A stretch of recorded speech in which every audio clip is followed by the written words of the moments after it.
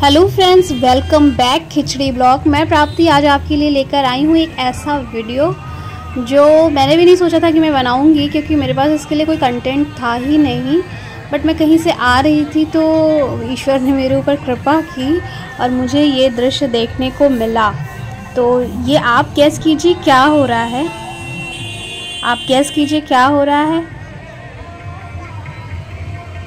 चलिए कोई बात नहीं, अगर आप गैस नहीं कर पाए तो मैं बताती हूँ। ये एक उत्सव मनाया जा रहा है। ये उत्सव है प्रकाश पर्व का। इसे गुरु पर्व भी कहते हैं।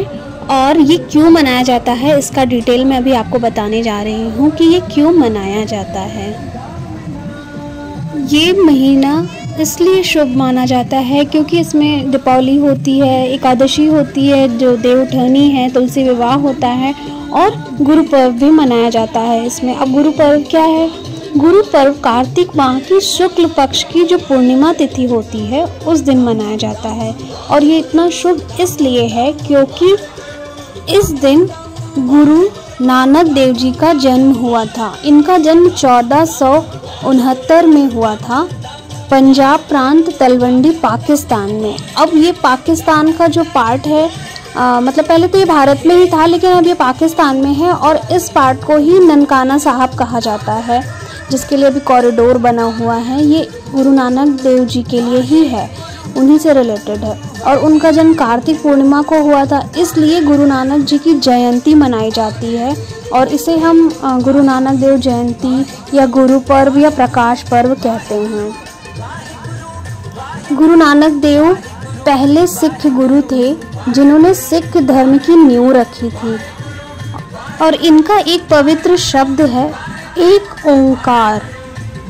आपने अक्सर सुना होगा जब आप गुरुद्वारा जाते हैं तो वहाँ पे ये भजन बजता रहता है, एक ओंकार। ये उन्हीं का पवित्र शब्द दिया हुआ है। अच्छा, इनके जीवन का मुख्य उद्देश्य था अपना जीवन समाज को समर्पित कर दिया जाए।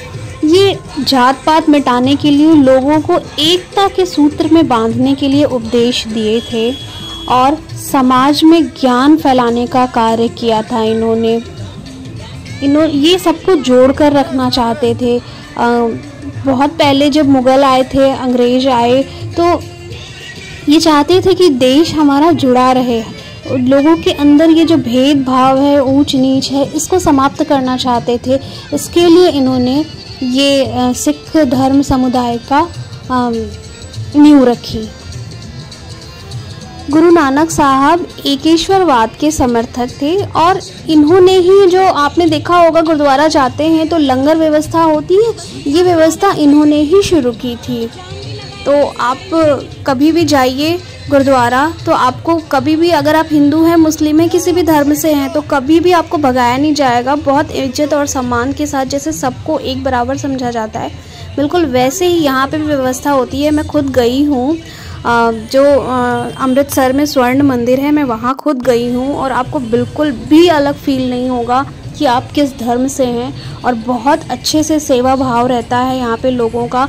कितने भी आप बड़े लोगों को देखेंगे, वो भी आप जब जूता चप्पल रखने जाएंगे तो उसका जो तलवा होता है उसको साफ़ करके अपने हाथ से फिर आपकी चप्पल बड़ी इज्जत से रखते हैं। तो ये सब चीज़ें ही हैं जो एक धर्म को जोड़ कर रखती हैं, लोगों को एक दूसरे के प्रति प्यार पैदा करती हैं और सम्मान पैदा करती हैं। और मैं खुद को बहुत सौभाग्यशाली समझती हूँ कि मुझे इस झांकी का दर्शन करने का सौभाग्य प्राप्त हुआ। चलिए ठीक है, मेरे ऐसे ही वीडियोज़ के लिए मुझे लाइक कीजिए, शेयर कीजिए, सब्सक्राइब कीजिए। थैंक यू, फिर मिलते हैं, बाय बाय।